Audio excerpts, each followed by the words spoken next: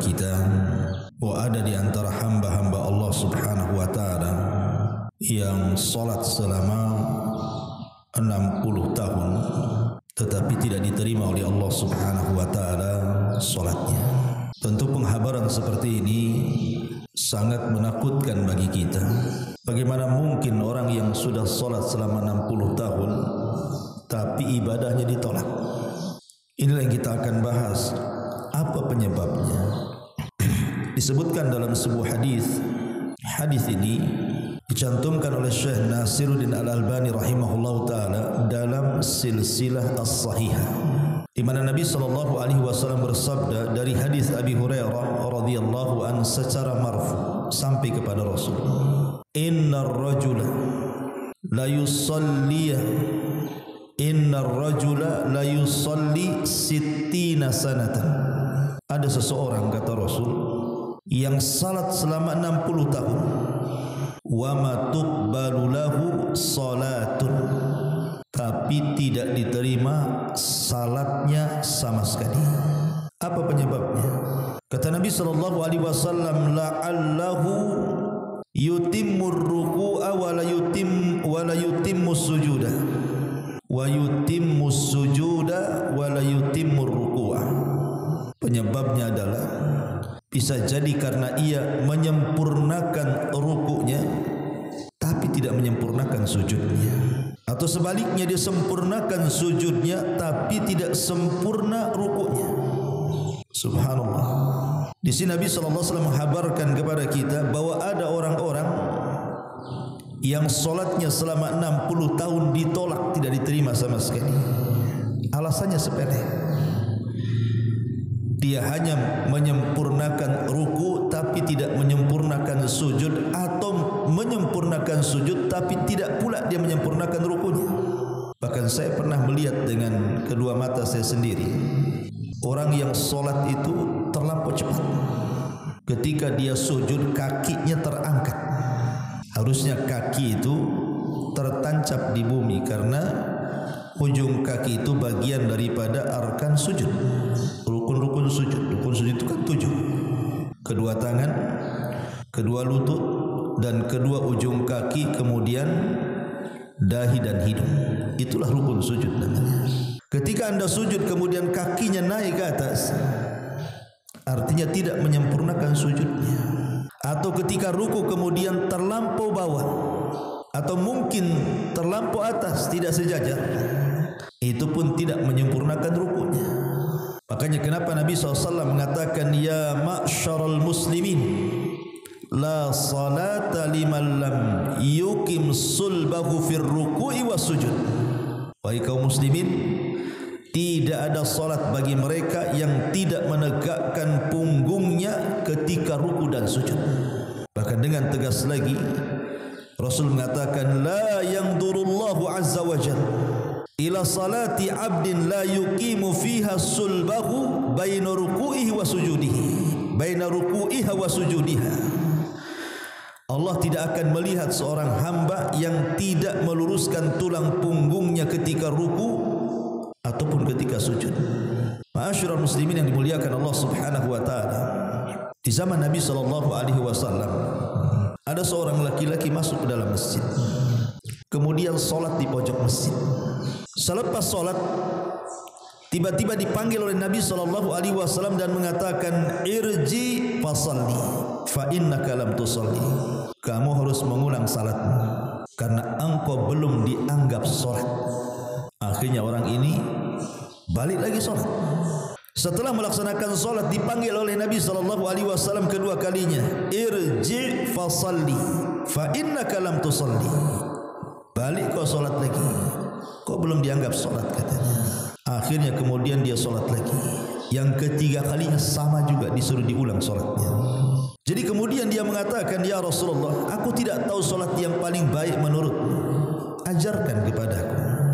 Maka Nabi SAW mengatakan, idza kumta ila salati fa asbigil wudu. Kalau engkau hendak salat, sempurnakan wudu. Thumma istaqbil al-qiblata, arahkan wajahmu ke kiblat. Fakabbir, kemudian bertakbirlah. waqra bima tayassara ma'aka minal Qur'an, bacalah yang mudah dari Al-Quran yang kau hafal. Summarka' hatta tatma'inna raqi'ah, kemudian rukulah sampai kau merasa tumakninah dengan ruku itu. Summarfa' ra'saka hatta ta'tadila qa'imah, kemudian kau bangkit dari ruku, kemudian i'tidal sampai betul-betul lurus. Summasjud hatta tatma'inna sajidah, kemudian kau sujud sampai betul-betul tumakninah sujudmu. Summarfa' hatta tastawiyah wa tatma'inna jalisan, kemudian angkatlah, duduklah selepas sujud dengan tumakninah. Summasjud, kemudian sujudlah kedua kali, hatta tatma'inna sajidan, sampai betul-betul tumakninah sujudmu. Summarfa' hatta tastawiya qa'imah, kemudian angkatlah hingga kau berdiri dengan tenang. Faf'al dzalika fi salatika kulliha, kata Rasul. Yang demikian itu lakukan pada semua solat. Apa yang membuat orang ini disuruh diulang-ulang solatnya sama Nabi? Padahal sudah solat dia. Kata Rasulullah SAW, irji fasalli fa innaka lam tusalli, balik kau belum solat kamu. Sampai 3 kali. Rupanya kan Nabi SAW melihat orang ini tidak tumakninah dalam solatnya. Maksudnya tidak tumakninah itu tadi, tidak memperhatikan ruku dan sujudnya ketika solat. Itu yang menjadikan Rasul menganggap dia belum dianggap solat. Makanya wajar kalau Nabi SAW mengatakan ada 60 tahun sudah orang ini melaksanakan solat, tapi tidak diterima solatnya. Karena solat itu ikhwan bukan hanya semata-mata gerakan, bukan hanya semata-mata bacaan, tapi solat itu ada ruh yang disebut dengan khusyuk dan tumakninah. Itulah ruhnya solat. Kalau solat tidak ada khusyuknya dan tidak tumakninahnya, berarti solatnya tidak ada ruhnya, hanya semata-mata gerakan dan bacaan. Boleh jadi mungkin dari segi sah dan tidaknya, kalau dia mendatangkan rukun-rukun solat mungkin sah. Pertanyaan kedua, apakah dapat pahala? Ini yang kita takutkan.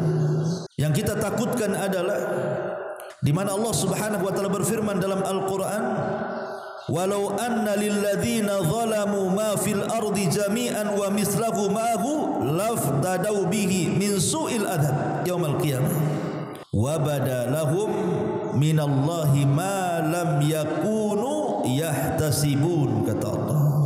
Dan sekiranya orang-orang zalim itu mempunyai segala apa yang ada di bumi dan ditambah lagi sebanyak itu, niscaya mereka tidak akan sanggup menembus diri mereka dari azab Allah kelak pada hari kiamat. Dan jelaslah bagi mereka, di sini syahidnya, dan jelaslah bagi mereka azab dari Allah yang dahulu tidak pernah mereka pikirkan.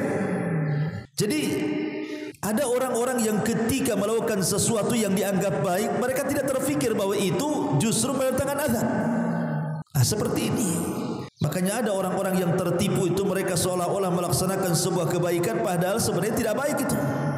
Sebagaimana Allah mengatakan, kul hal nunabbiukum bil akhsarina a'mala alladzina dhalla sa'yuhum fil hayatid dunya wa hum yahsabuna annahum yuhsinuna sunnah.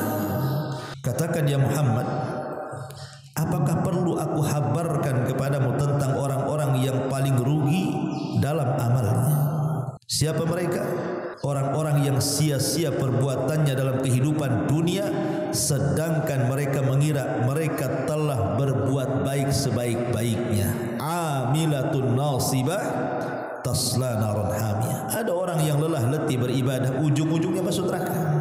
Fawailun lil musallin, celaka bagi orang yang salat, alladzina hum an salatihim sahun, yang lalai dalam melaksanakan salatnya. Ma'asyiral muslimin yang dimuliakan Allah Subhanahu wa taala, maka setelah saya paparkan beberapa riwayat ini, maka hendaklah orang itu memiliki perhatian khusus dengan salat ini. Karena salat itu masalahnya ikhwan, ibadah terbaik setelah syahadat. Bahkan di mata para sahabat tidak ada satu ibadah yang ditinggalkan bisa tarafnya sampai kepada kekafiran melebihi salat. Itu di mata para sahabat. Tidak ada satu ibadah yang kalau ditinggalkan bisa kafir itu kecuali salat. Lah makanya kemudian para sahabat itu memiliki perhatian khusus dengan salat itu. Sampai Abu Bakar Siddiq radhiyallahu an dikisahkan saat Nabi SAW sedang sakit. Apa kata Nabi SAW kepada Aisyah radhiyallahu anha? Ya Aisyah, muru Abu Bakrin bi an yusalliya bin nas. Perintahkan bapakmu Abu Bakar gantikan aku menjadi imam salat. Kata Aisyah, jangan, Umar saja. Kenapa Aisyah radhiyallahu anha mengatakan seperti itu? Dia mensifati ayahnya. Ya Rasulullah, innahu rajulun bakal. Bapakku ini orang kalau sudah salat katanya lebih banyak menangis dibandingkan bacaannya. Kata Aisyah radhiyallahu anha, bapakku ni kalau sudah salat, maksudnya Abu Bakar Siddiq radhiyallahu anhu, lebih banyak menangisnya dibandingkan bacaannya. Tidak mungkin orang menangis dalam salat kecuali karena khusyuk. Makanya Nabi SAW apabila tegak salat menangis itu seperti air yang direbus suaranya. Begitu juga Umar bin Khattab dan semua para sahabat. Oleh karena itulah maka satu-satunya amalan yang bisa menegakkan agama dan dengan amalan itu terpisahkan mana mukmin mana kafir adalah salat. Rasul yang mengatakan al-ahdu bainana wa bainahum as-salatu faman tarakaha faqad kafar. Perbedaan kita lah dengan orang kafir itu salat. Maka siapa yang meninggalkan salat dia bisa kafir. Masalahnya tidak semua orang yang salat itu diterima. Perhatikan ucapan Abdullah bin Abbas radhiyallahu anhu. Dia mengatakan, aku pernah mendengar Nabi SAW bersabda, rubba sa'imin hadduhu min siyamihi illa al-ju' wal-'ats wa rubba qa'imin, kata beliau, hadduhu min qiyamihi as-sahar. Berapa banyak orang-orang yang berpuasa itu tidak diterima puasanya kecuali hanya menahan lapar dan dahaga saja. Dan berapa banyak orang-orang yang menegakkan qiyamul lail tidak diterima qiyam lailnya kecuali hanya sekedar bergadang saja. Padahal qiyamul lail itu kan asyraful ibadatnya, seutama-utama ibadah solat setelah solat wajib. Tapi Abdullah bin Abbas radhiyallahu anhu mengatakan betapa banyak orang-orang yang solat malam tidak diterima solatnya hanya dianggap bergadang. Coba bayangkan. Bahkan semua ibadah juga kurang lebih seperti itu. Ibnu Umar radhiyallahu anhu pernah duduk bersama Umar bapaknya di padang Arafah. Kemudian Ibnu Umar takjub dengan ribuan jemaah haji yang datang ke Arafah. Banyak sekali. Apa kata Ibnu Umar radhiyallahu anhu kepada ayahnya? Ma aktsarul hujjaz, katanya. Alangkah banyaknya orang yang haji dari mana-mana datang, katanya. Apa kata Umar? Yang haji memang banyak, dia bilang. Al-hujjaj katsirun, yang haji memang banyak. Tetapi yang karena Allah itu sedikit, katanya. Yang haji itu banyak, tapi yang karena Allah itu sedikit. Sebagaimana perkataan ini diucapkan oleh Abdullah ibn Mubarak, ar-rukbu katsir wal hajj qalil, katanya. Orang yang datang ke Mekah untuk haji itu banyak, tapi yang haji betul-betul karena Allah itu sedikit sekali. Lah dalam ibadah apapun seperti itu, yang solat banyak, tapi yang ikhlas dalam solatnya itu sedikit. Yang memperhatikan rukunnya, memperhatikan tumakninahnya, memperhatikan khusyuknya itu hanya sedikit sekali. Makanya Allah Subhanahu wa taala memuji qad aflahal mu'minun alladzina hum fi salatihim khashi'un. Sungguh beruntung orang-orang yang beriman yang dalam salat mereka sangat khusyuk. Ma'asyiral muslimin yang dimuliakan Allah Subhanahu wa taala, Imam Bukhari meriwayatkan hadis dari Zaid ibn Wahab. Dia mengatakan, ra'a Hudzaifatu rajulan. Hudzaifah ibn al-Yaman satu hari melihat seseorang laki-laki la yutimmur ruku'a was sujud. Dia tidak menyempurnakan ruku dan sujudnya, asal-asalan sujud rukunya itu. Qala, maka dia mengatakan, ma shallaita, kamu belum salat, katanya. Kamu belum salat.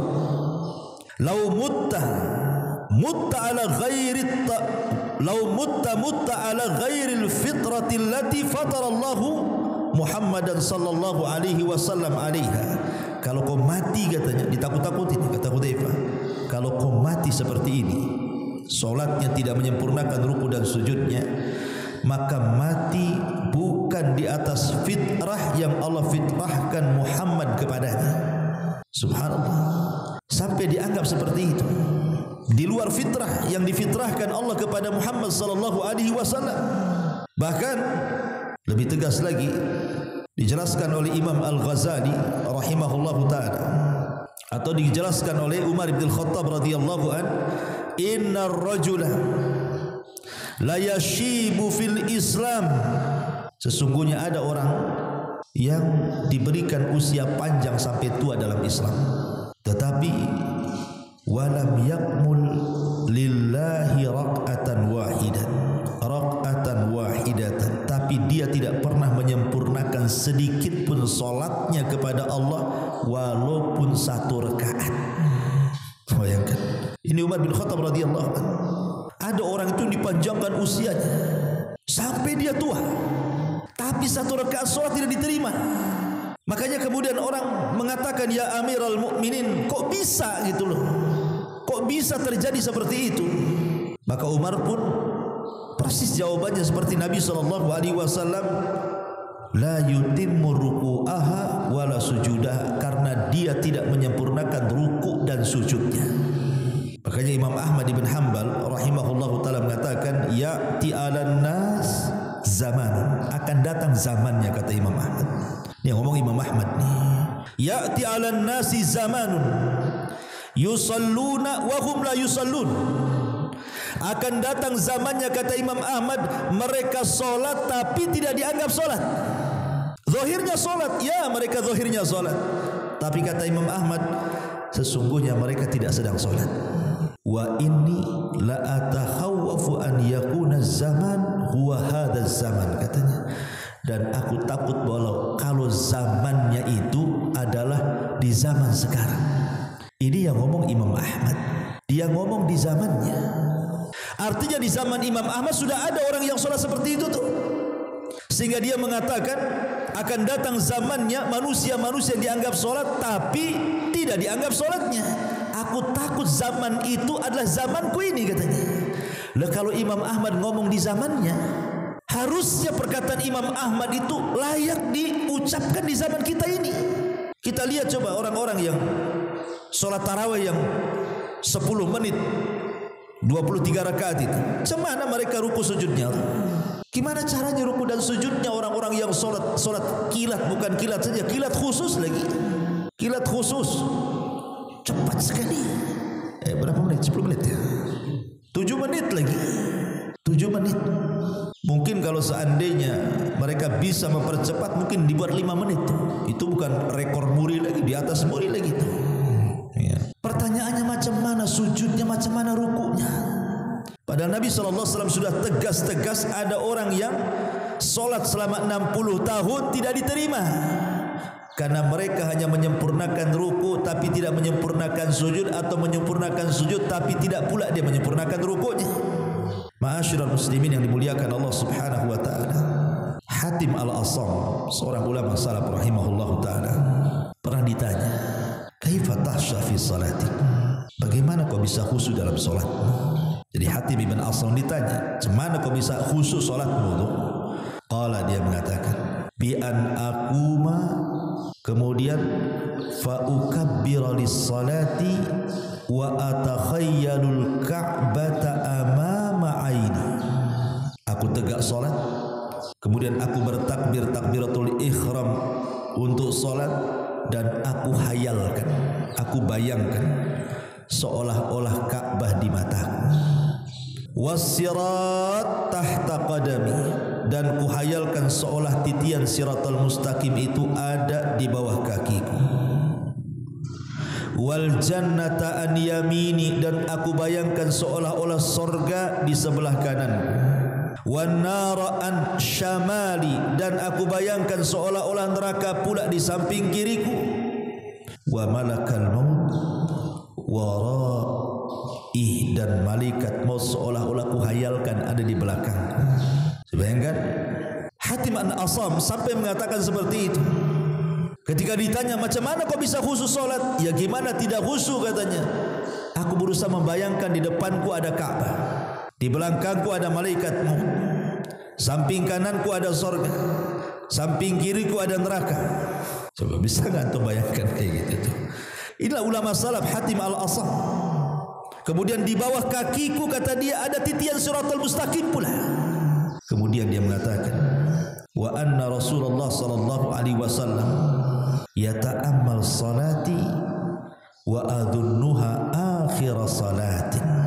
Dan sesungguhnya Rasulullah subhanahu wa ta'ala, maksudnya para malaikat, mereka sedang memandang-mandang solat, sehingga aku meyakini jangan-jangan ini pula akhir daripada solatku dan aku tidak mungkin solat setelah ini. Itulah Hatim al-Asam, bagaimana beliau menggambarkan tentang khusyuknya solat. Tapi tidak semua ulama kalau ditanya mau jawab. Seperti umpamanya Tamim ibn Aus ad-Dari radhiyallahu an, sahabat yang pernah berjumpa dengan Dajjal.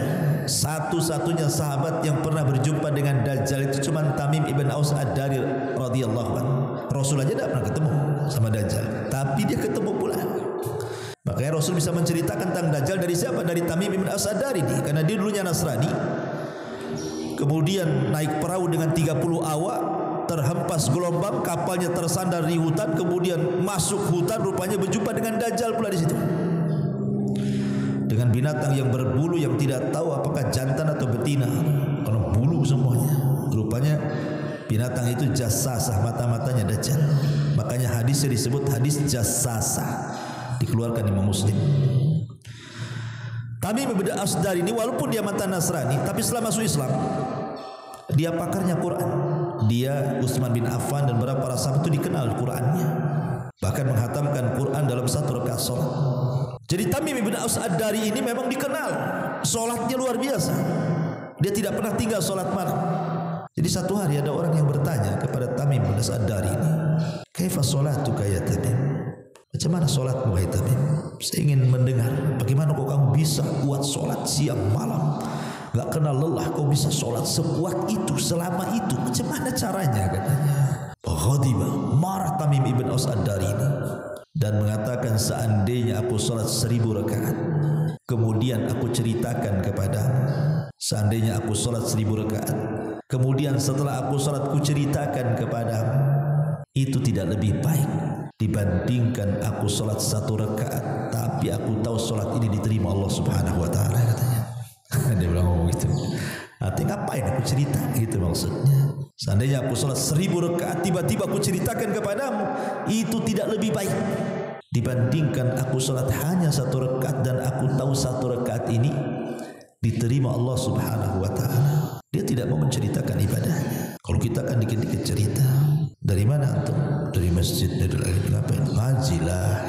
Nggak bisa kita ini berpura-pura. Dari mana? Dari ilmu apa? Numpang kencing. Supaya ibadahnya jangan nampak gitu maksudnya kan. Ma'asyiral muslimin yang dimuliakan Allah subhanahu wa ta'ala.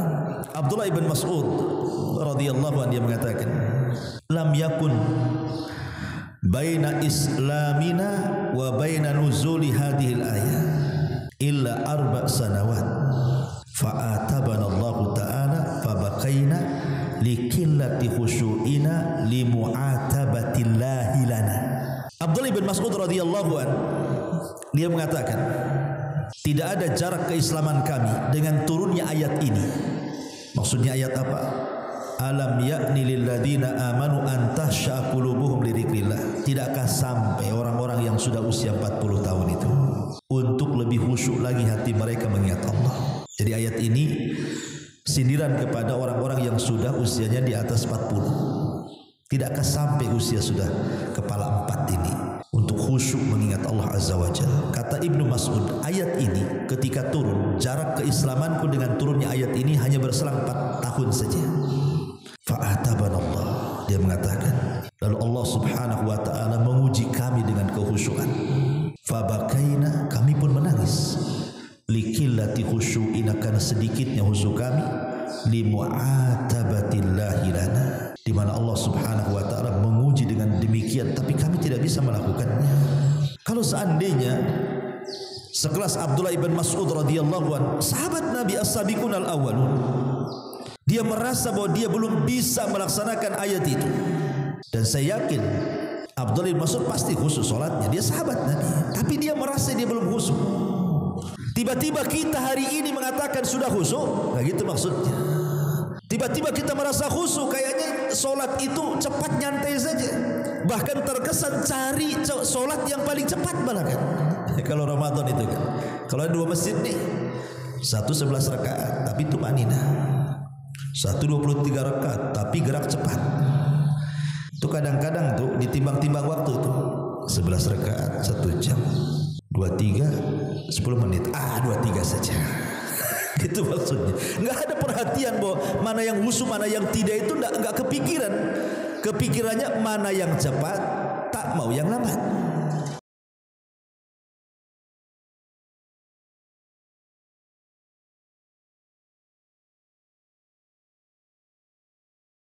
Subhanallah walhamdulillah wa la ilaha illallah wallahu akbar. Subhanallah